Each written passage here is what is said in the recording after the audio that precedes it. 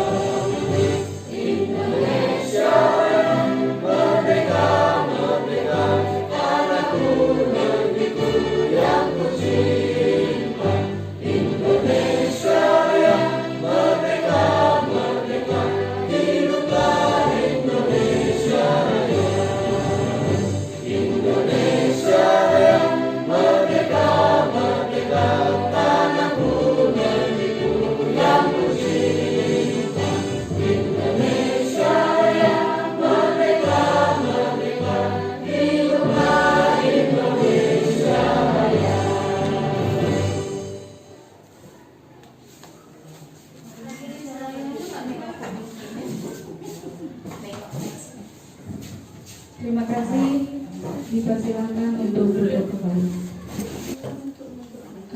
Ibu-ibu dan siswa-siswi semuanya, jadi susunan kegiatan kita adalah yang pertama pendahuluan, yang kedua ice breaking, yang ketiga tayangan budaya positif, yang keempat konsep-konsep kunci dalam budaya positif, yang kelima tanya jawab, yang keenam refleksi, yang ketujuh penguatan, dan yang terakhir adalah penutup. Baiklah Bapak Ibu. Nah, di sekolah kita sudah menerapkan yang disebut dengan budaya positif. Yang pertama adalah bersalaman sebelum dan sesudah belajar. Nah, Bapak Ibu, apakah kita kita sama-sama sudah menerapkan budaya positif ini di sekolah? Sudah. Bagaimana siswa-siswi, apakah sudah? Sudah. Selanjutnya, yang kedua, budaya positif yang telah ada di sekolah kita adalah berdoa sebelum dan sesudah belajar. Selanjutnya, gotong royong membersihkan lingkungan sekolah. Ini adalah budaya positif yang sudah kita terapkan di sekolah kita dan masih banyak yang lainnya. Namun saya ambil sampel 3 terlebih dahulu. Nah, mengapa harus budaya positif? Karena budaya positif itu memiliki tujuan yang pertama, membagikan pengetahuan dan pengalaman. Dengan adanya budaya positif, kita mengetahui bahwa kita memiliki nilai-nilai positif yang bisa kita terapkan dalam kehidupan sehari-hari, bukan hanya di sekolah. Yang lebih jelasnya lagi, yang lebih detailnya lagi, budaya positif itu pertama kali bisa diperoleh di rumah atau di sekolah. Dan lebih banyak, sama-sama kita ketahui bahwa siswa itu lebih banyak menghabiskan waktu di sekolah pada siang harinya. Sehingga budaya positif ini bisa kita terapkan di sekolah, sehingga anak-anak bisa membagikan pengalamannya dalam kehidupan sehari-hari di lingkungan keluarga maupun lingkungan masyarakat. Yang kedua ada namanya menginspirasi. Budaya positif itu menginspirasi. Kenapa menginspirasi? Ada yang tahu? Mungkin maksudnya menginspirasi di sini kan di sekolah itu kita terdiri atas siswa maupun guru yang berbeda latar belakang. Jadi dengan adanya budaya positif menginspirasi itu maksudnya mungkin ya bagi yang tidak terbiasa melakukan sesuatu hal seperti tadi bersalaman mungkin.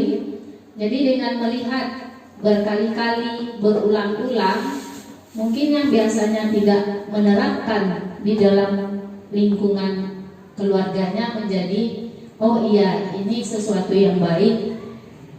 Bagaimana atau mungkin lebih baik sebelum berangkat sekolah kita akan melakukan hal yang serupa antara anak dengan orang tua atau anak dengan orang-orang di lingkungan rumah. Itu mungkin maksudnya. Terima kasih Bu Endang. Iya, yang menginspirasi maksudnya di sini adalah menjadi sumber bagi kita untuk menerapkan budaya positif dalam kehidupan kita sehari-hari. Kemudian yang ketiga adalah mengembangkan komunitas, membangun komunitas. Komunitas itu adalah organisasi yang di dalamnya terdiri dari orang-orang yang memiliki kesamaan persepsi terhadap suatu hal. Jadi, jika budaya positif ini diterapkan, maka komunitas yang dibangun itu akan lebih berperan positif, baik dalam komunitasnya sendiri maupun dalam lingkungan bermasyarakat. Yang keempat, meningkatkan kualitas pendidikan. Dan ini adalah sasaran kita yang paling pertama. Budaya positif itu meningkatkan kualitas pendidikan. Apalagi hari ini kita sama-sama mengetahui bahwa pendidikan itu adalah sumber untuk pembentukan karakter yang positif. Kemudian, dengan adanya budaya positif ini diharapkan dapat memberikan kontribusi yang signifikan dalam mewujudkan visi pendidikan yang berkualitas dan berkarakter. Nah, Bapak Ibu serta siswa Ibu, sebelum kita masuk ke materi inti, mari kita melaksanakan games agar kita setelah ini bisa fokus dan memiliki satu tujuan yang sama. Kepada Ibu dan siswa Ibu, silakan untuk berdiri. Dan clue-nya adalah berdirilah untuk memperagakan objek yang ditampilkan dengan gerakan tubuh untuk menguji chemistry kita. Berarti kita guru juga sebagai murid di sini. Kita contohkan yang pertama. Nah, di sini ada objeknya, alat musik berbentuk gitar. Silakan Bapak Ibu dan siswa Ibu peragakan dengan gerakan tubuh.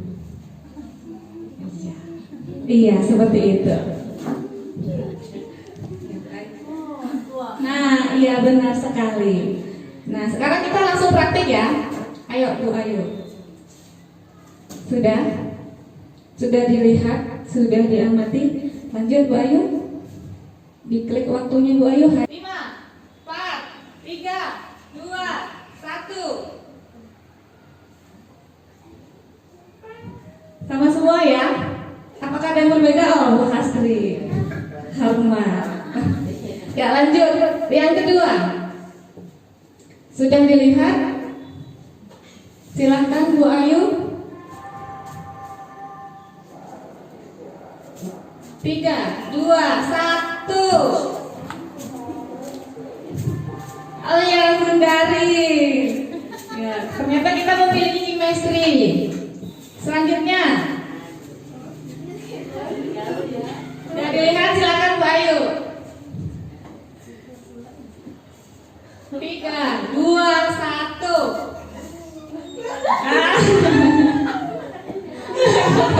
Iya, enggak itu ember. Kadang ada yang mengangkat, ada yang gini, ada yang menyiram. Nah, itu berarti kita di bidang ini belum ada chemistry-nya. Yang keempat itu adalah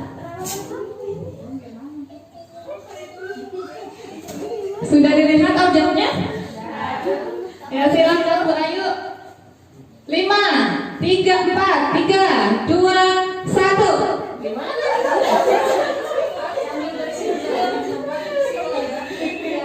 Ada yang bersiul, ada yang merupakan saya. Iya, ternyata kita juga memiliki chemistry. Yang terakhir ini. 5, 4, 3, 2, 1.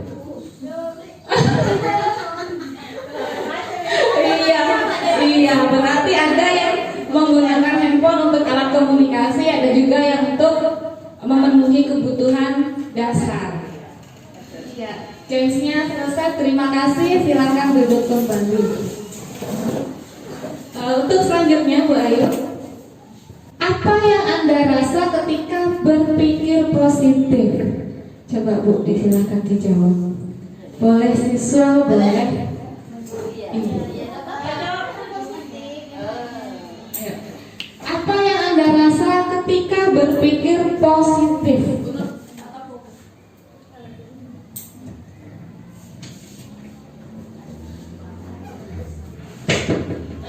Baiklah, apa yang Anda rasa ketika berpikir positif?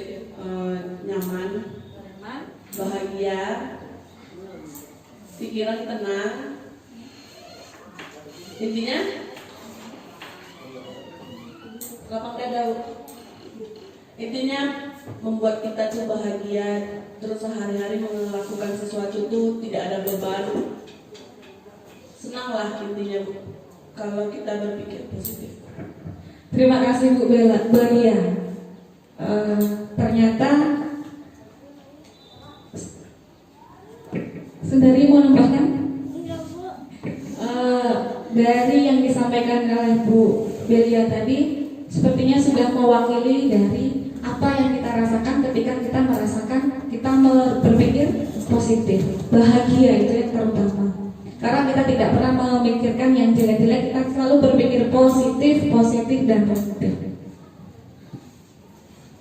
Nah, apa yang dimaksud budaya positif? Budaya positif adalah suatu kondisi di mana nilai-nilai positif, keyakinan dan perilaku positif menjadi norma dalam kehidupan sehari-hari. Bukan hanya tentang aturan atau tata tertib, tetapi lebih menciptakan pada suasana yang positif. Positif itu artinya baik. Karena dengan menciptakan budaya positif, kita bisa saling menghormati dan mendukung satu sama lain, baik antara guru dengan guru, siswa dengan siswa maupun nanti kita sebagai anggota masyarakat di luar sekolah. Nah, kenapa harus ada budaya positif? Yang pertama itu perubahan zaman yang sangat cepat, perkembangan teknologi terutama, dan kompleksitas untuk masalah sosial, adanya pendekatan baru dalam pendidikan. Maka harus ada kehadiran dari budaya positif. Yang kedua, adanya perubahan perilaku siswa, apalagi di masa sekarang kita hidup dalam era teknologi. Contohnya kita menggunakan handphone.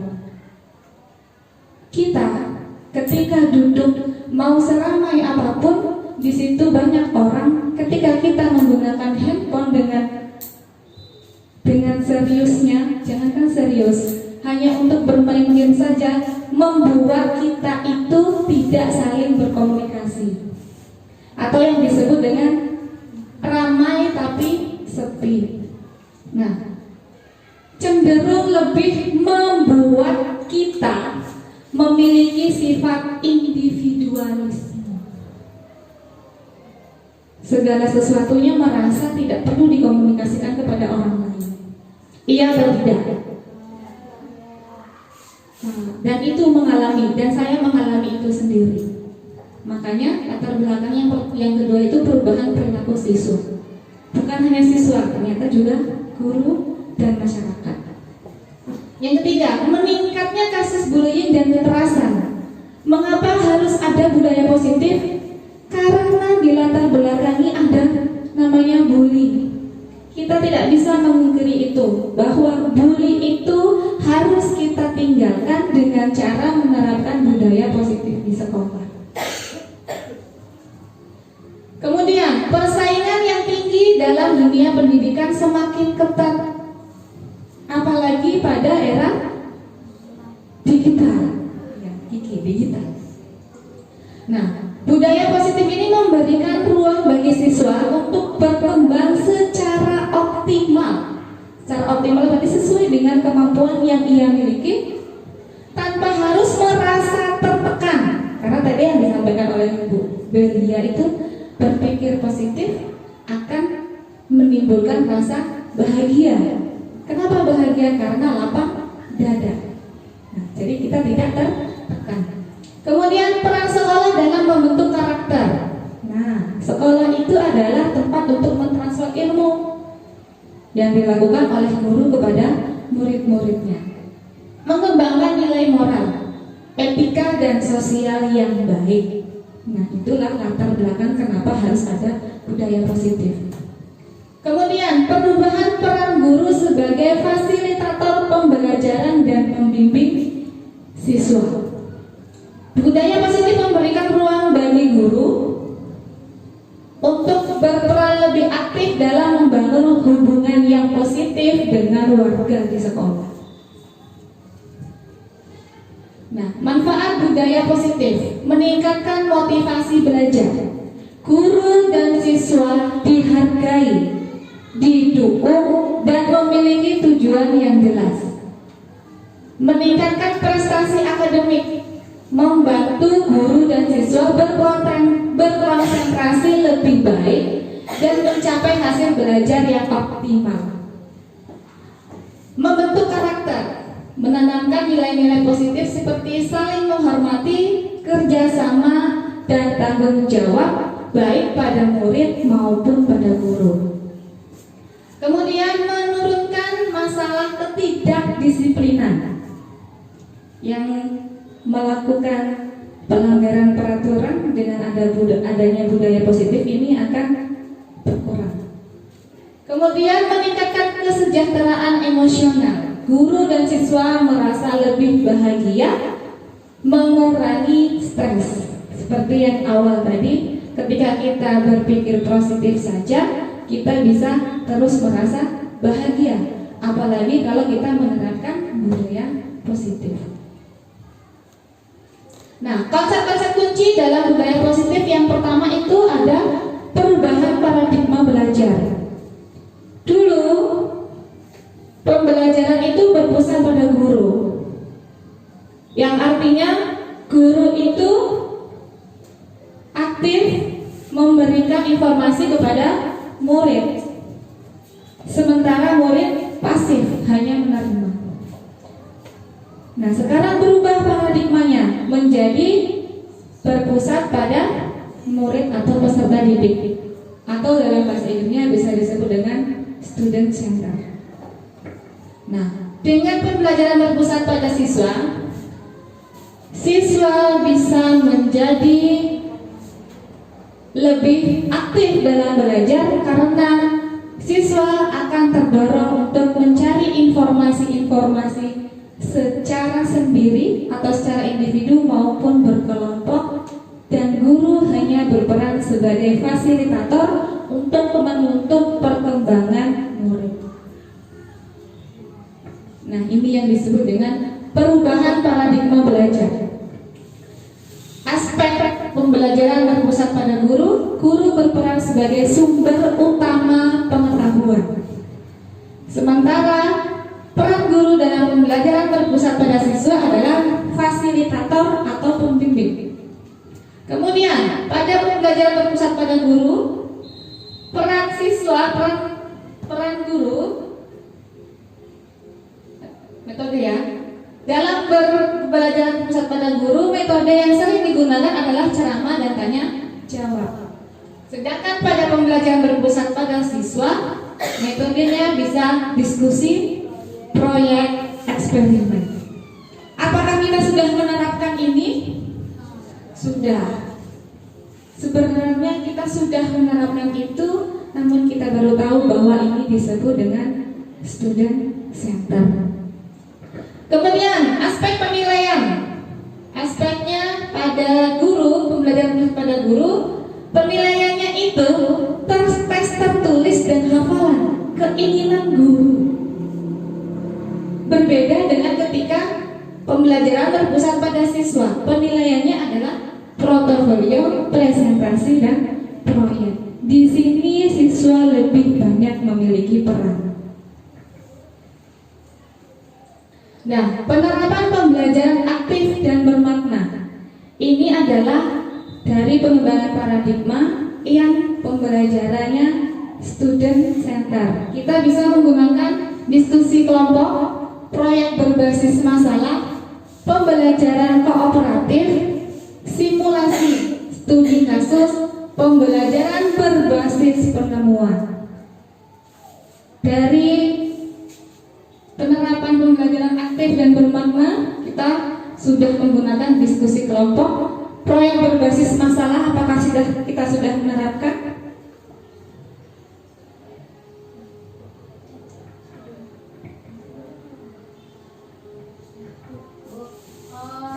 Kami kan kelas 7 praktikum itu membuat mengamati pertumbuhan kecambah.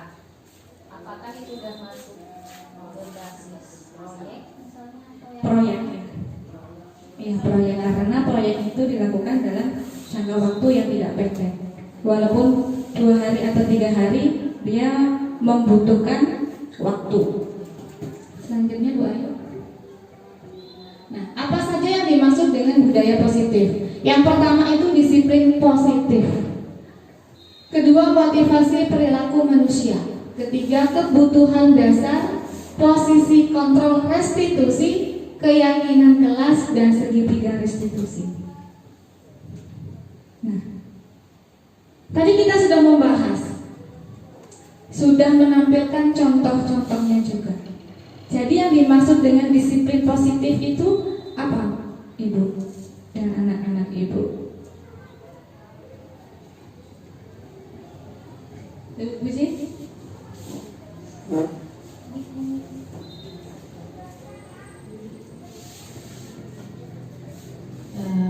Saya coba menjawab disiplin positif setelah tadi mendengarkan penjelasannya. Berarti lebih kepada pendekatan positif,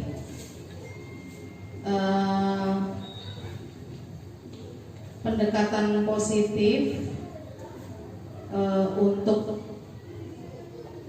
maksudnya pendekatan positif yang digunakan oleh guru untuk memberikan pembelajaran kepada siswa, khususnya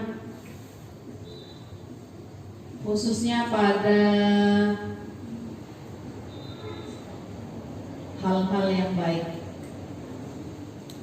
dan membantu siswa untuk mengetahui konsekuensinya dari apa yang dilakukan, serta mengembangkan dan memberikan pembelajaran khususnya pada sikap sosial terhadap siswa. Jadi disiplin positif itu adalah alat sebagai pendekatan untuk mengajarkan kepada siswa hal-hal tanpa kekerasan.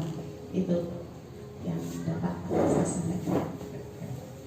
Terima kasih Bu Puji. Iya. Disiplin positif adalah pendekatan dalam mendidik dan membimbing anak yang berfokus pada pengembangan karakter dan tanggung jawab, bukan pada hukuman. Nah, Bu Puji ya. Kemudian, tujuan utama disiplin positif adalah membantu anak belajar dari kesalahan dan menjadi individu yang mandiri serta bermoral. Dalam disiplin positif, hukuman berubah menjadi konsekuensi logis.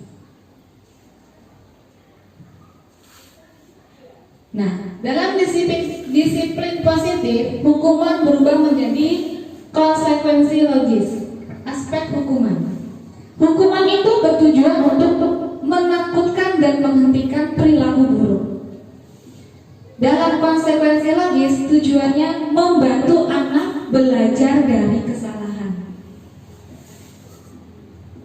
Hukuman fokus pada tindakan yang salah, sementara konsekuensi logis fokus pada perbaikan dan pembelajaran. Hukuman akan membuat hubungan kita tidak harmonis, menjauh dan merusak hukuman. Kenapa? Karena nanti di sini akan muncul rasa dendam dari murid jika ia tidak berkenan menerima hukuman. Konsekuensi logis memperkuat hubungan, membangun kepercayaan. Contoh dari hukuman: memukul, menyuruh berdiri di sudut, dan lain sebagainya. Konsekuensi logis mengambil mainan anak yang rusak, disimpan, kemudian dengan konsekuensi logis anak tidak merasa memiliki orang yang sosoknya mendukung di belakang ia ketika ia melakukan kesalahan. Nah, konsekuensi logis itu muncul ketika atau muncul dari adanya suatu tindakan dan terkait dengan tindakan yang dilakukan untuk membantu anak memahami dampak dari perilakunya. Kemudian penerapan disiplin positif dalam situasi nyata di sekolah. Peristiwanya ketika siswa berkelahi, hukumannya menghukum kedua siswa tersebut. Misalnya dengan menyuruh mereka berdiri di sudut kelas dan lain sebagainya. Kalau dengan konsekuensi logis, membantu kedua siswa untuk memahami perasaannya masing-masing. Kemudian mencari tahu penyebab pertengkaran, membuat kesepakatan untuk menyelesaikan adanya kasus berkelahi tadi. Kemudian hukuman, contoh peristiwanya ketika siswa tidak mengerjakan PR. Biasanya kalau hukuman itu memberikan nilai jelek atau menyuruh siswa mengerjakan tugas tambahan. Kalau konsekuensi logis, membantu siswa memahami pentingnya mengerjakan PR, memberikan kesempatan untuk memperbaiki pekerjaan dan melibatkan orang tua dalam membantu siswa. Peristiwa yang ketiga, ketika siswa mengganggu di kelas. Jalan hukuman bisa berupa mengusir siswa dari kelas atau memberikan teguran keras. Sementara konsekuensi logis mengingatkan siswa tentang aturan kelas, memberikan kesempatan untuk memperbaiki perilaku, dan melibatkan siswa dalam membuat keputusan tentang konsekuensi yang akan mereka terima. Nah, Bapak Ibu, siswa Ibu,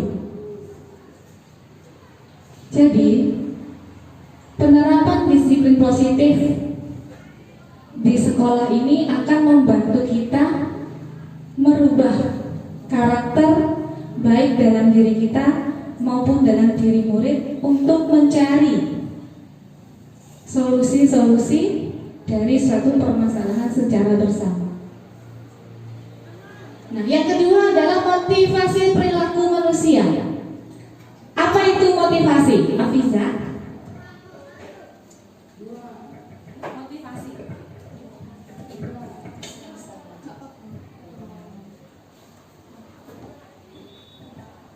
Jangan malu.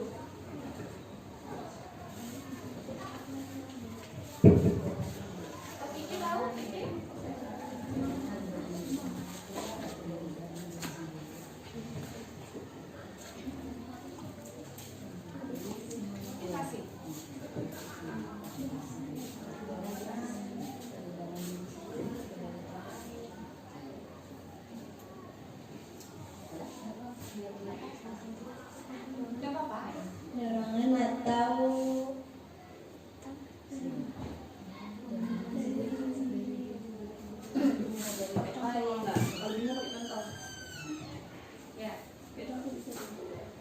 Contoh, jadi motivasi itu apa? dorongan. Ya. Silvani?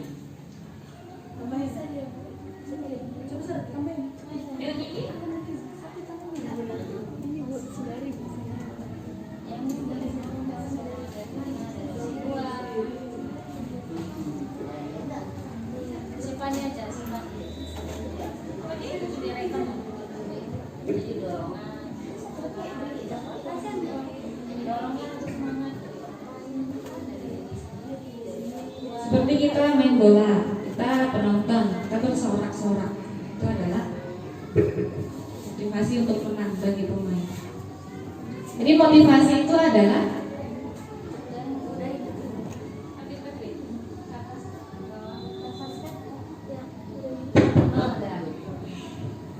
Dorongan atau penyemangat untuk diri sendiri maupun orang lain. motivasi itu adalah dorongan atau dukungan. Bisa muncul dalam diri sendiri maupun muncul karena ada faktor dari orang lain. Nah, ternyata motivasi perilaku manusia itu ada 3. Yang pertama, ayo ini siswa Ibu. Yang pertama, untuk menghindari ketidaknyamanan atau hukuman. Contohnya, melakukan kebaikan untuk tidak mendapatkan hukuman. Yang kedua, untuk mendapatkan imbalan atau penghargaan dari orang lain. Mengapa kamu mengerjakan PR dan memberikan PR-nya kepada teman-teman? Biar teman-teman memuji saya kalau saya pintar. Itu contoh dari motivasi. Yang ketiga, untuk menjadi orang yang mereka inginkan dan menghargai diri sendiri dengan nilai-nilai yang mereka percaya itu memiliki makna dalam dirinya. Jadi sumber kita melakukan sesuatu itu motivasinya ada 3. Yang pertama, kita tidak mau mendapatkan hukuman. Yang kedua, untuk mendapatkan penghargaan. Dan yang ketiga, untuk menjadi orang yang mereka inginkan dengan melakukan nilai-nilai yang mereka yakini bisa bermakna dalam hidupnya. Nah, jika kita melakukan atau kita memiliki motivasi yang pertama, itu berarti motivasinya berasal dari luar, eksternal. Kemudian yang kedua, untuk mendapatkan imbalan atau penghargaan dari orang lain itu juga eksternal. Namun ketika kita memiliki motivasi yang ketiga untuk menjadi diri sendiri dengan menerapkan nilai-nilai yang diyakini, yang kita anggap bermakna, itu masuk dalam motivasi internal. Tanpa ada hukuman, tanpa ada penghargaan, kita akan melakukannya. Ini dia motivasi perilaku manusia. Kasusnya, Andi selalu mengerjakan PR dengan tekun, kadang begadang. Ketika ditanya alasannya, Andi menjawab, saya ingin nilai ulangan saya bagus supaya mendapat HP baru. Mengharapkan imbalan. Itu motivasi yang keberapa? Kedua, penghargaan. Kasus yang kedua, Cici awalnya tidak suka pelajaran matematika. Namun setelah gurunya menjelaskan konsep matematika dengan cara yang lebih menarik dan relevan dengan kehidupan sehari-hari, Cici mulai merasa matematika itu menyenangkan dan penting. Motivasinya adalah untuk menjadi orang yang mereka inginkan dan menghargai diri sendiri dengan nilai-nilai yang mereka percaya, tidak mengharapkan adanya penghargaan dan tidak mengkhawatirkan mendapatkan hukuman. Yang ketiga, Pak Budi sangat rajin mengikuti pelatihan dan seminar kependidikan. Ia ingin mendapatkan sertifikat dan kenaikan pangkat. Itu motivasinya apa?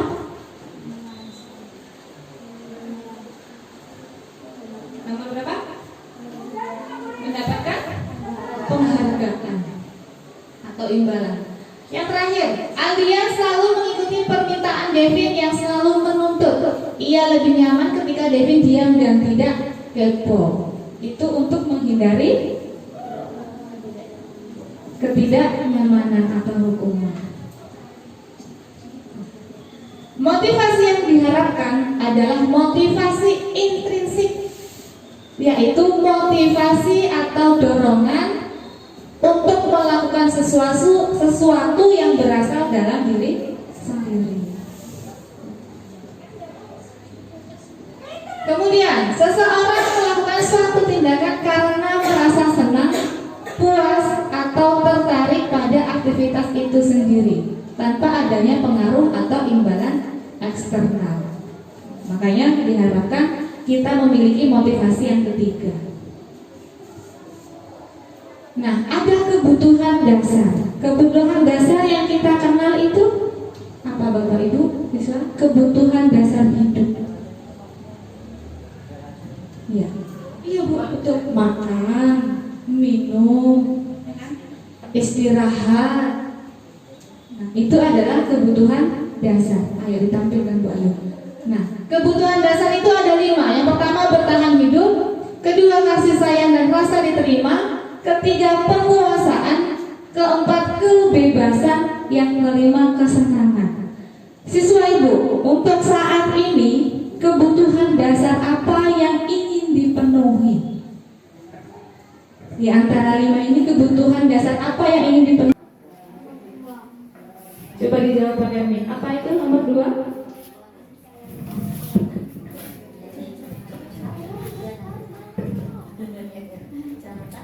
Ofisa? Saudari sudah nomor 2. Kasih sayang dan rasa diterima. Kalau Silvani? 2 juga. 2 juga. Miguel? 2 juga. Iya. 5. Kesenangan. Kalau Saudari? 2 juga. Kasih sayang dan rasa diterima. Kemudian ada kesenangan. Kalau Ibu Guru, kebutuhan dasar apa yang ingin dipenuhi saat ini?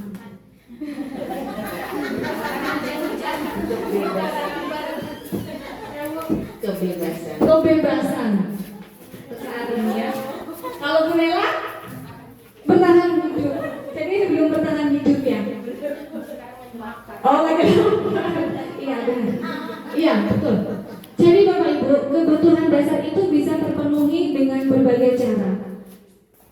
Kita akan melakukan berbagai cara untuk mewujudkan atau memenuhi kebutuhan dasar. Kebutuhan dasar kita ternyata ada 5. Mau positif mau negatif, pasti kita akan berusaha untuk memenuhi kebutuhan ini. Ya kan? Yang pertama, bertahan hidup. Bertahan hidup itu berhubungan dengan primer, ya, sekunder itu ya, sandang, pangan, papan, itu berkebutuhan hidup. Nah, bisa jadi Bapak Ibu, siswa kita itu yang meminta secara paksa jajan temannya itu untuk bertahan hidup. Namun cara yang dilakukannya tidak positif. Kemudian yang kedua, kasih sayang dan rasa diterima. Nah, apakah Silvani dan Afiza tidak diterima dan tidak disayangi?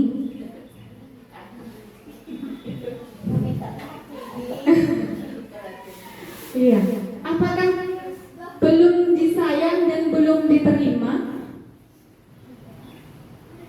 Sudah ya? Sudah. Tapi kalau memang merasa yang ini memang harus benar-benar dipenuhi, insya Allah nanti akan terpenuhi. Namun cara mendapatkannya dengan yang positif ya. Karena bisa dicontohkan, anak yang berusaha mengeluarkan pakaiannya itu adalah nomor 2, membutuhkan perhatian dan rasa diterima. Yang ketiga itu penguasaan. Tadi ada yang memilih penguasaan. Penguasaan itu adalah kebutuhan dasar dalam diri kita untuk diakui kalau kita itu terampil dalam suatu bidang tertentu. Kita diakui kita hebat. Itu adalah penguasaan. Yang keempat, kebebasan. Iya Bu, ya, ingin bebas. Ya, kebebasan itu adalah ingin hidup tanpa ada tekanan dari manapun. Itu ingin bebas namanya. Tidak bisa kita pungkiri. Kita semua ingin bebas. Kemudian yang kelima, kesenangan. Nah, kesenangan ini juga adalah salah satu kebutuhan dasar sekali karena masuk dalam kebutuhan rohani. Kesenangan, ya kan? Nah, nih udah lewat. Nah, perilaku seseorang berkaitan erat dengan kebutuhan dasarnya. Guru dapat memprediksi kebutuhan dasar yang ingin dipenuhi oleh murid dengan cara memperhatikannya dari tingkah lakunya, dari perbuatannya, ya, sampai perkataannya. Nah, ini kebutuhan dasar. Ayo kita jawab sama-sama. Ibu guru bilang, aku tidak boleh bersenandung sewaktu mengerjakan tugas. Katanya kelas harus tenang, tidak ada suara. Kan nggak seru jadinya. Nah, itu kira-kira kebutuhan apa? Kebutuhan apa?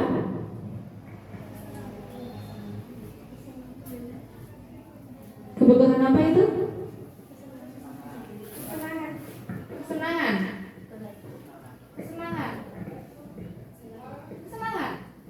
Yang lain? Kebebasan. Kita lihat jawabannya. Kesenangan. Kemudian yang kedua, ibu guru tidak menyapaku hari ini, padahal aku pakai jepit rambut yang baru. Dia kira-kira membutuhkan apa itu? Membutuhkan kasih sayang. Kita cek Bu Ayu. Iya, kasih sayang dan rasa diterima. Selanjutnya Bu Ayu, aku bosan masa belajarnya cuma gitu-gitu aja, dengan ibu guru aja, dengerin ibu guru aja. Nah, kira-kira ini kebutuhan apa? Kebebasan? Aku bosan, masa belajarnya cuma gitu-gitu aja, itu ada penekanan di situ. Masa belajarnya cuma gitu-gitu aja, cuma dengerin guru. Ayo kita jawab. Kebebasan. Iya, lanjut. Aku sebel, gambarku tidak rapi, malah ibu guru nunjukin ke teman-temanku di depan kelas. Apa yuk? Gambarku jelek kok ditunjukkan sih, Bu?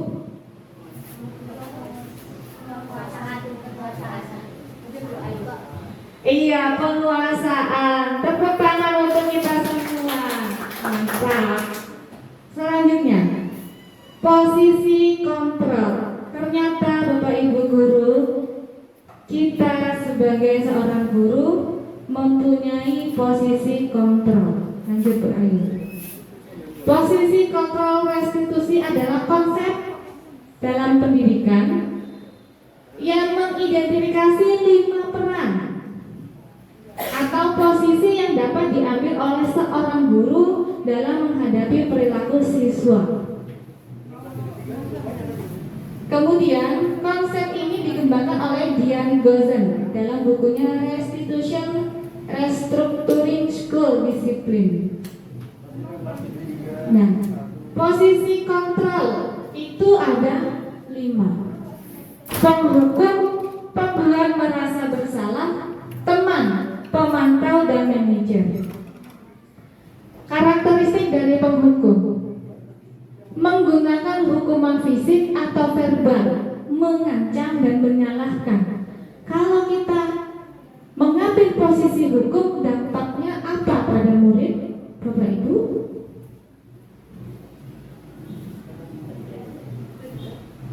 Dendam, bisa jadi dendam, tidak mau belajar lagi. Jadi hukum ini, posisi kontrol penghukum ini memberikan dampak yang negatif. Kita lihat Bu Ayu. Rasa takut, rasa tidak percaya diri, dendam, motivasi belajar itu menurun, perilakunya malah bisa semakin buruk. Yang kedua, membuat merasa bersalah. Karakteristiknya: menggunakan nada suara lembut, menanyakan alasan mengapa siswa melakukan kesalahan, tetapi tujuannya adalah membuat siswa merasa bersalah.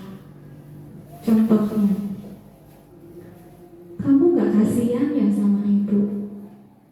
Ya kan? Kan lembut. Kamu gak kasihan ya sama ibu? Kamu terlambat terus. Ibu sudah ditegur sama kepala sekolah. Nah, itu adalah pembuat merasa bersalah. Jadi dampaknya apa Bapak Ibu?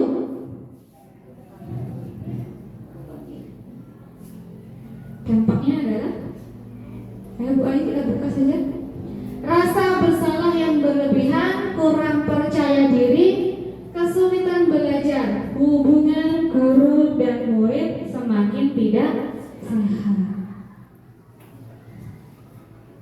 Kemudian, posisi kontrol yang bisa diambil guru, memposisikan diri sebagai teman siswa dengan ciri-ciri mencoba menjadi teman dekat siswa, tidak konsisten dalam menegakkan aturan, takut kehilangan kepopuleran di kalangan siswa.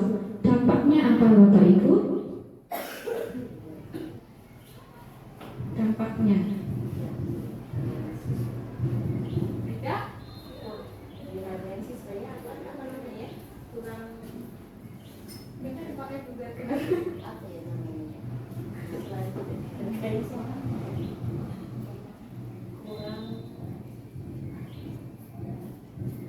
mungkin kalau kita sebagai guru terlalu dekat sama anak, itu timbul tidak ada penghargaan dari siswa karena dia menganggap itu temannya, seolah-olah semua kegiatan di fair-fair aja, sehingga ketika pembelajaran pun akhirnya dia diabaikan. Jadi kurang wibawa menjadi seorang guru hilang. Kewibawaan seorang guru itu bisa hilang. Siswa kurang menghormati guru tadi ya Bu ya. Kehilangan kewibawaan di hadapan siswa. Kesulitan menerima batasan, iya benar. Ketika belajar di kelas bisa saja siswa itu mengabaikan gurunya karena merasa nggak apa-apa kan teman saya. Kemudian sulit belajar disiplin karena merasa guru itu adalah temannya, padahal guru adalah orang tua yang memiliki peran mendidik, membimbing, ya kan? Kemudian yang keempat, pemantau. Pemantau ini fokus pada aturan dan konsekuensi, menjaga jarak dengan siswa. Kemudian lebih mementingkan ketertiban daripada pemahaman siswa. Berpegang teguh pada peraturan. Ketika siswa melakukan kesalahan, kamu sudah tahu aturannya. Apa aturannya? Kenapa memakai sepatu putih? Bukankah kamu tahu aturannya sepatu kita adalah di tengah? Posisi ini adalah sebagai pemantau, berpegang teguh pada aturan dan konsekuensi. Yang terakhir adalah manajer. Manajer itu apa? Manajer itu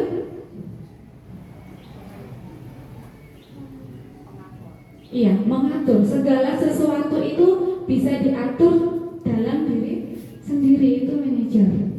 Namun dalam posisi kontrol restitusi ini, manajer itu bisa membantu siswa memahami atas perbuatan yang ia lakukan, dampak atas perbuatan yang ia lakukan, memberi kesempatan kepada siswa untuk memperbaiki kesalahan, kemudian membangun hubungan yang saling menghormati. Ya, dibuka aja Bu Ayu. Nah, ya.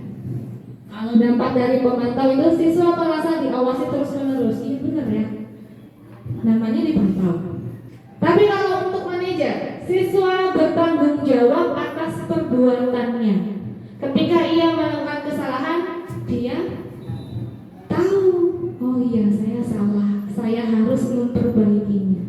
Nah, itulah posisi yang sebaik-baik posisi kontrol yang mudah-mudahan akan kita miliki baik sebagai guru maupun sebagai murid.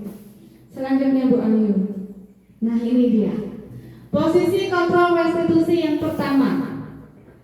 Ada ilustrasi yang disampaikan dalam bentuk kalimat dan posisi kontrol apakah itu? Kita jawab bersama. Kalau kamu tidak melakukannya, silakan lari keliling lapangan 10 kali. Cepat. Ini posisi kontrol apa yang dipakai? Apa? Pasti Miguel tahu. Apa Miguel? Posisi kontrol apa yang dipakai? Kalau kamu tidak melakukannya, ya boleh. Posisi kontrol itu ada 5. Penghukum, membuat merasa bersalah, teman, pemantau, dan manajer. Jika kalimatnya berbunyi, kalau kamu tidak melakukannya, silahkan lari keliling lapangan 10 kali.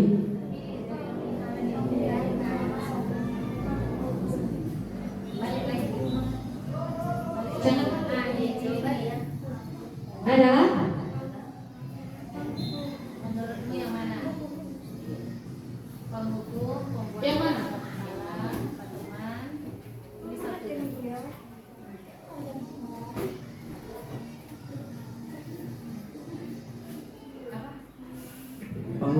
Penghukum. Dari ciri-cirinya kita buka Bu Ayu. Iya, menghukum. Jadi posisi yang diambil guru sebagai penghukum. Contoh kalimat yang kedua, kelakuan kamu sungguh membuat kami sangat kecewa dan tidak pernah dilupakan. Apa itu posisi kontrol yang diambil?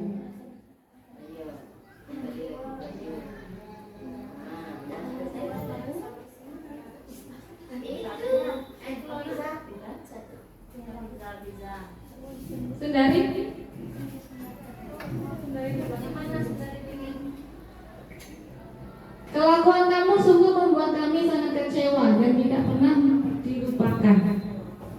posisi apa yang diterapkan oleh guru?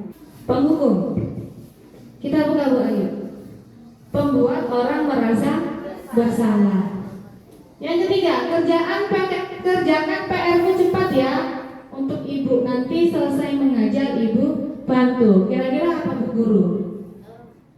Sebagai teman. Yang keempat, apakah kamu sudah tahu peraturan dan konsekuensi jika merokok di sekolah? Posisinya apa? Kita buka Bu Ayu. Pemantau. Yang kelima, apakah kamu tahu kesepakatan yang telah dibuat? Apa yang harus kamu lakukan agar mulai hari ini sikapmu lebih baik? Adalah manajer. Tepuk tangan untuk kita semua. Selanjutnya Bu Ayu. Nah, keyakinan kelas. Siswa-siswa ibu, sudahkah melakukan atau membuat keyakinan di kelas? Sudah. Ibu guru sudah? Sudah, iya. Jadi keyakinan kelas itu apa?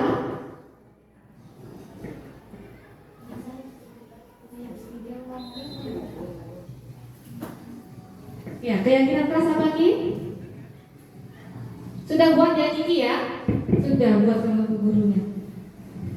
Kepercayaan kelas atau peraturan kelas. Oh, iya. Kita buka Bu Ayu. Keyakinan kelas adalah seperangkat aturan atau kesepakatan bersama yang dibuat oleh guru dengan siswa di dalam kelas. Aturan ini berfungsi sebagai pedoman perilaku baik bagi guru maupun siswa dan bisa juga diterapkan dalam lingkungan sekolah. Lanjut Bu Ayu. Nah, tujuan dari keyakinan kelas itu untuk menciptakan suasana belajar yang positif, kondusif dan efektif. Bayangkan, keyakinan kelas ini adalah sebuah perjanjian yang harus kita tepati. Itulah disebut dengan keyakinan kelas. Lanjut Bu Ayu. Nah, ini. Kenapa harus keyakinan kelas? Dan kenapa bukan aturan kelas? Keyakinan kelas bersifat lebih abstrak daripada peraturan, lebih rinci dan konkret. Kenapa? Karena pernyataan dalam keyakinan kelas itu bersifat universal, diketahui oleh semuanya. Pernyataan dibuat dalam bentuk positif. Positif itu artinya tidak ada larangan. Itu positif. Kemudian tidak terlalu banyak, sedikit, mudah diingat, mudah dilaksanakan. Kemudian dapat diterapkan di lingkungan, baik di kelas maupun di lingkungan sekolah. Melibatkan komitmen bersama, karena yang melanggar keyakinan harus menjalankan konsekuensi yang disepakati bersama. Dan keyakinan kelas itu dapat dievaluasi. Baik Bu Ayu. Nah ini dia. Dalam membuat keyakinan kelas, Bapak Ibu dan anak-anak Ibu, ada nilai kebajikan yang kita ambil dari profil pelajar Pancasila. Bapak Ibu dan siswa Ibu masih menghafalkan profil pelajar Pancasila? Mari kita nyanyikan sama-sama supaya tetap teringat dalam hitungan ketiga. Kita nyanyi sama-sama dan sambil bertepuk tangan. 1, 2, 3. Pelajar Pancasila beriman dan bertakwa pada Tuhan yang esa dan berakhlak mulia, berkebinekaan global, gotong royong mandiri, kreatif dan bernalar kritis. Itu adalah profil pelajar Pancasila yang karakternya, 6 karakternya adalah berisi nilai-nilai kebajikan universal. Selanjutnya Bu Ayu. Nah, kenapa bukan aturan, tetapi keyakinan kelas. Kalau aturan biasanya kalimat itu berupa larangan. Contohnya, larangan di kelas, jangan buang sampah sembarangan. Kita ubah kalimatnya menjadi kalimat positif supaya menjadi keyakinan kelas. Kebersihan adalah bagian dari iman. Ini sesuai dengan nilai kebajikan profil pelajar Pancasila. Kemudian dilarang membuli, kita ganti menjadi saling menghargai. Dilarang merokok, artinya jagalah kesehatan. Nah, makanya kita ubah dari peraturan menjadi keyakinan. Yang terakhir yang dimaksud dengan budaya positif adalah segitiga restitusi. Segitiga restitusi adalah sebuah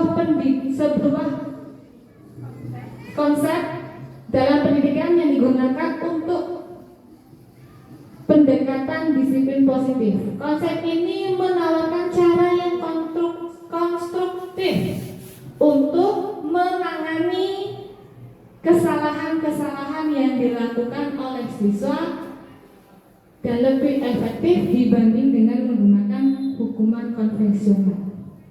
Segitiga restitusi bertujuan untuk membantu siswa memahami dampak dari perbuatan negatifnya.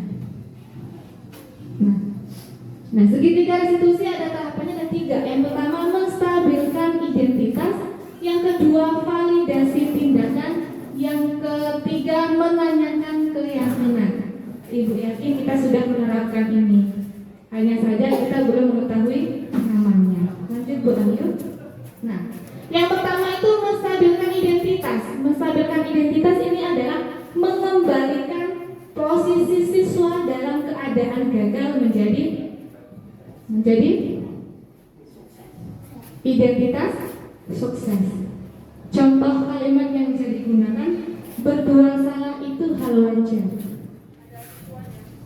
Tidak ada manusia yang sempurna. Dengan kita mengatakan seperti itu kepada murid, murid akan stabil lagi keadaannya. Bapak Ibu tidak tertarik untuk mencari kesalahanmu, ya kan? Itu menstabilkan namanya. Ibu lebih tertarik bagaimana cara menyelesaikan masalahmu. Kemudian, kalau kamu menyalahkan dirimu sendiri terus, apakah kamu bersikap baik pada dirimu? Nah, itu adalah pertanyaan-pertanyaan yang bisa kita ucapkan ketika anak menghadapi masalah untuk menstabilkan identitasnya. Yang kedua, validasi tindakan yang salah.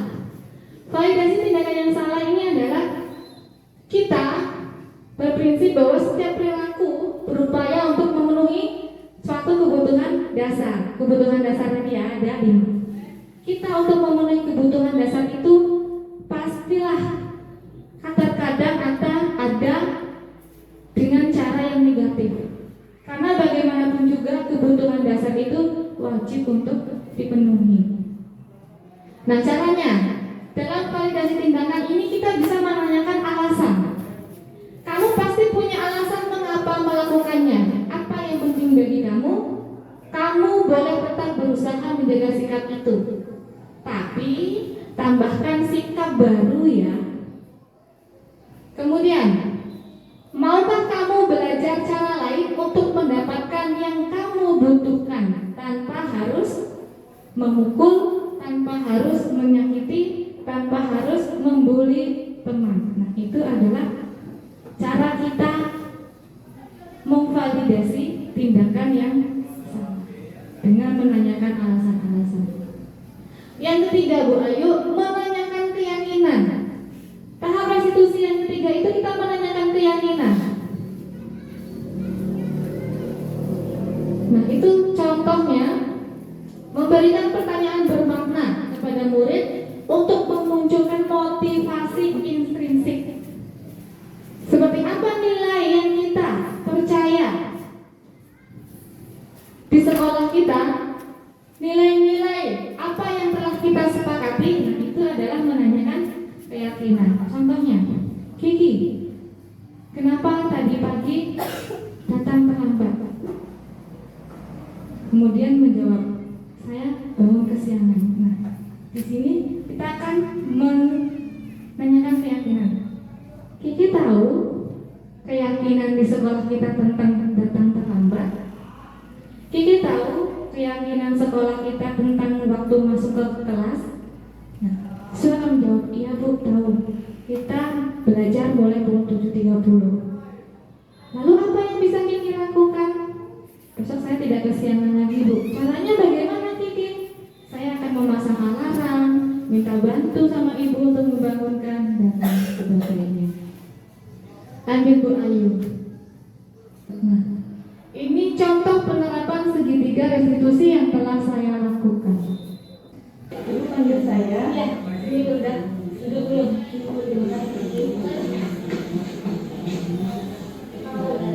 Udah kan selalu duduk. Kau kenapa ibu panggil dari sini? Jadi ibu lihat Simon nangis. Katanya, Yunda memukul Siva. Lalu apa yang menyebabkan Yunda memukul Siva? Jadi hari ini kan hari terakhir pembelajaran Bu. Jadi saya mengatakan serius Bu. Saya sudah melakukan baca sampai 3 kali. Tapi suka ngobrol terus. Lalu saya memukul bundanya. Oh, jadi begitu. Ya, ibu juga pernah melakukan kesalahan. Apalagi kesalahan itu adalah kesalahan yang ketika kita tidak dihargai. Terima kasih Yuda sudah mengakui kalau Yuda itu memukul Siva. Semua orang pasti pernah melakukan kesalahan. Nah, sekarang kita tahu kan kalau Yuda lakukan itu menyakiti Siva. Iya Bu, menurut saya. Nah, lalu apa yang bisa Yuda lakukan untuk memperbaiki kesalahan Yuda? Saya akan menemui Siva dan meminta maaf kepada Siva dan teman-teman anggota dan jalan Bu. Pernah saya melakukan menyebabkan hatinya kurang bersinar. Jadi tidak mengulangi lagi. Syukur alhamdulillah Yuda sudah mengakui kesalahan dan Yuda juga mempunyai solusi dari diri Yuda. Jadi setelah ini Yuda boleh menemui Siva dan teman-teman untuk meminta maaf. Mudah-mudahan kedepannya tidak terulang lagi dan kejadian hari ini menjadi pelajaran untuk kita semua. Iya Bu, terima kasih. Terima kasih juga Yuda. Sekarang Yuda boleh bertemu dengan Assalamualaikum.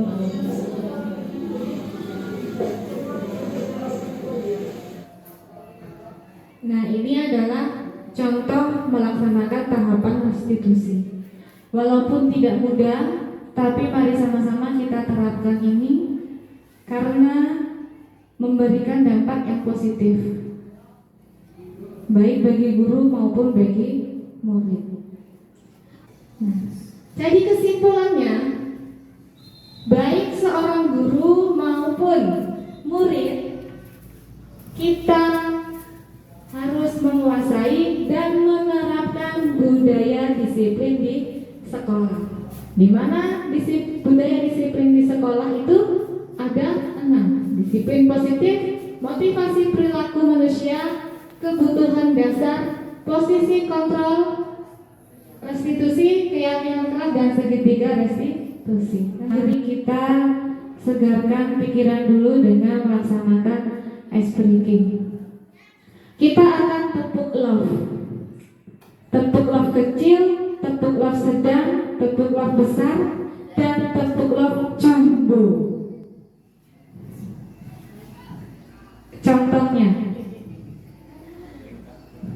tepuk love kecil, Love sedang, love besar, love jumbo. gitu ya.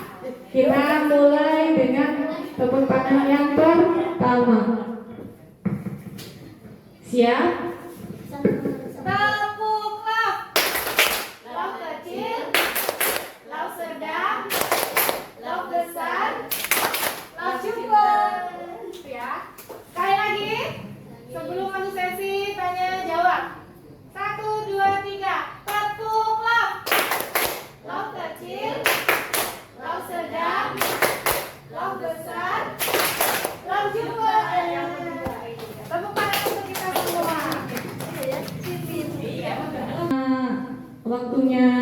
sudah hampir mendekati waktu pulang.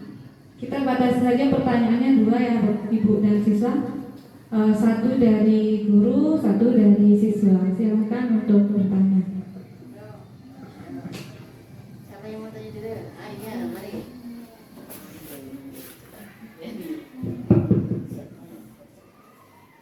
Bu, izin bertanya, bagaimana membuat keyakinan kelas, Bu? Langsung dijawab saja ya Bapak Ibu dan siswa Ibu. Bagaimana cara membuat keyakinan kelas? Iya benar. Kita akan melaksanakan tahap segitiga restitusi itu apabila kita sudah memiliki keyakinan kelas. Karena nanti ada pertanyaan yang menanyakan keyakinan di situ. Keyakinan apa yang kamu tahu tentang piket tepat waktu? Nah, itu harus disepakati dulu di kelas. Jadi caranya yang pertama adalah kita dalam sebuah kelas di mana ada guru dan ada siswa. Ada guru dan ada siswa. Guru akan meminta siswa untuk menuliskan keinginan-keinginan yang diharapkan siswa dapat terwujud ketika berada di kelas. Bisa dengan cara memberikan sticky notes, kertas kecil. Kalau siswa tidak berani berbicara secara langsung, bisa menggunakan catatan-catatan kecil kemudian ditempel di papan tulis. Semua siswa wajib menuliskan keinginannya. Boleh 1, boleh 5, boleh lebih. Namun dengan kertas yang berbeda. Yang kedua, setelah keinginan-keinginan murid ini terkumpul di papan tulis, karena sudah ditempel ya, dibahas secara bersama-sama, dikelompokkan yang sejenis, kemudian dianalisis, diubah kalimatnya menjadi kalimat positif. Contoh tadi, dilarang ribut ketika belajar, diubah menjadi kalimat positif.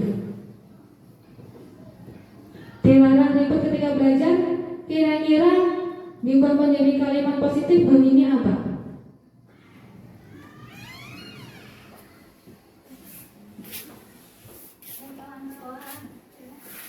Kalimat positif.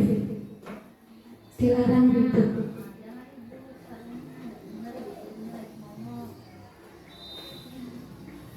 Ya, dibuat menjadi kalimat positif. Dilarang ribut. Dilarang itu kan masih dalam bentuk larangan. Kita ubah menjadi kalimat tidak larangan, tapi dia bermakna positif. Dilarang ribut apa Kiki kemarin Kiki?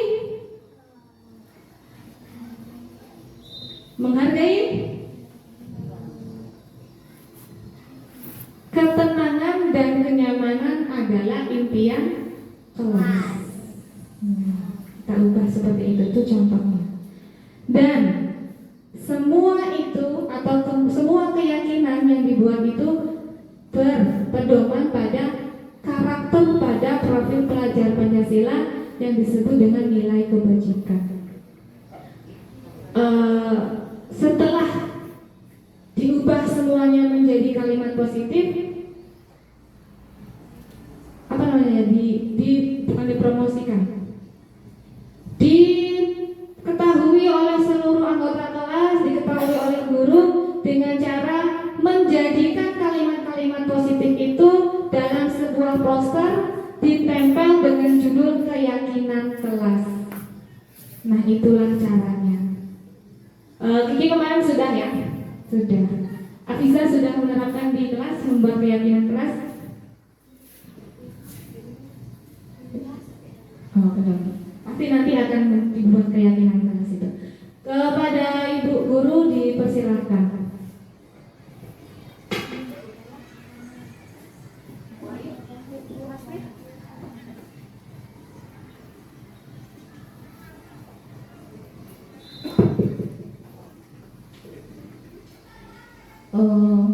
Apa ya,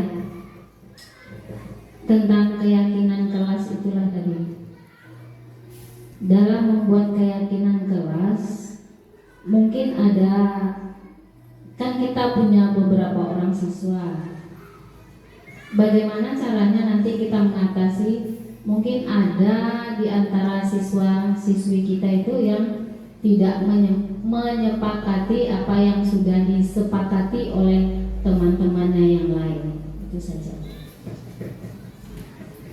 Ya, terima kasih. Jadi, bagaimana menindaklanjuti jika salah satu murid di kelas itu melanggar kesepakatan atau keyakinan kelas? Nah, keyakinan kelas itu dibuat untuk disepakati bersama, maka keyakinan kelas dibuat di dalam kelas, disepakati antara guru dan siswa. Jika tidak menyepakati, maka harus melaksanakan konsekuensi yang telah ditetapkan untuk memberikan solusi dari pelanggaran yang dilakukan oleh siswa tersebut.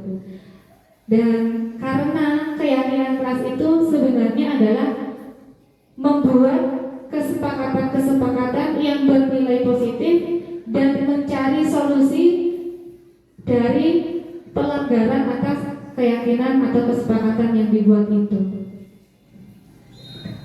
Caranya yang lain melakukan segitiga restitusi. Iya. Berarti setiap keyakinan kelas itu sudah berpasangan dengan konsekuensinya seperti itu.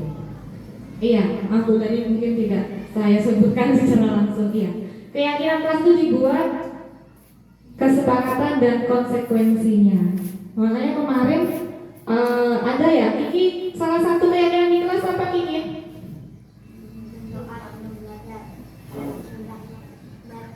Iya, yang pertama itu berdoa sebelum dan sesudah belajar. Bagi yang tidak melaksanakannya dengan tertib,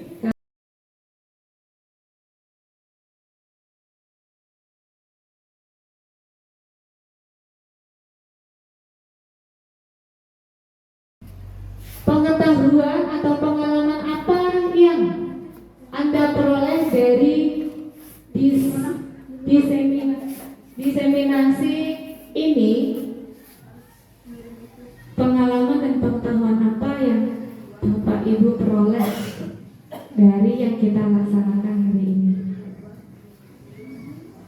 Bu Ayu? Dari guru mungkin Bu Nur atau Bu Uci? Bu Nela? Bersedia?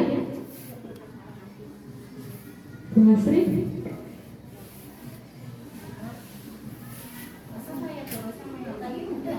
Bu Winda?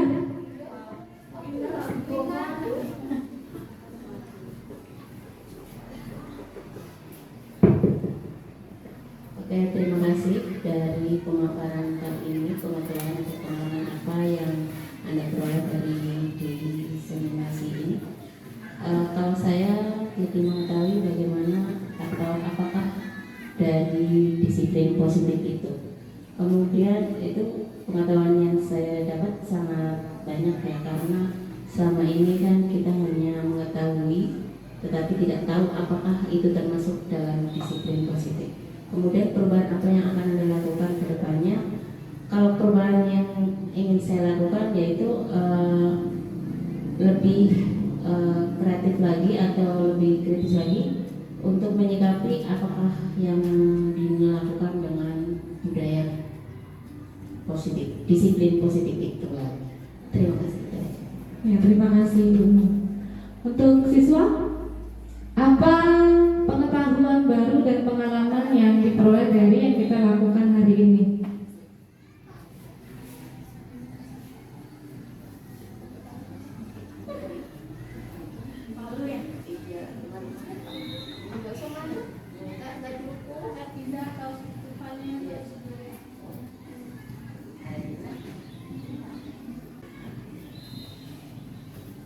Perubahan apa yang akan Anda lakukan ke depan? Saya akan menerapkan dan melaksanakan budaya positif di lingkungan sekolah. Ya, terima kasih. Jadi saya juga berharap dengan adanya kegiatan ini kita sama-sama mengetahui bahwa budaya positif itu adalah hal yang paling penting dalam pendidikan. Dan untuk perubahan perubahan kedepannya, kita akan menerapkan disiplin positif di sekolah untuk kebaikan di sekolah. Nah, apa yang bisa dilakukan untuk memajukan sekolah kita? Tadi sudah dijawab oleh Bu Nur dan oleh Hafiza bahwa kita perlu menerapkan disiplin positif dalam menyelesaikan masalah antara guru dan siswa atau masalah siswa, supaya menemukan solusi-solusi dan bisa menjadikan diri guru atau diri murid sebagai manajer atas dirinya sendiri.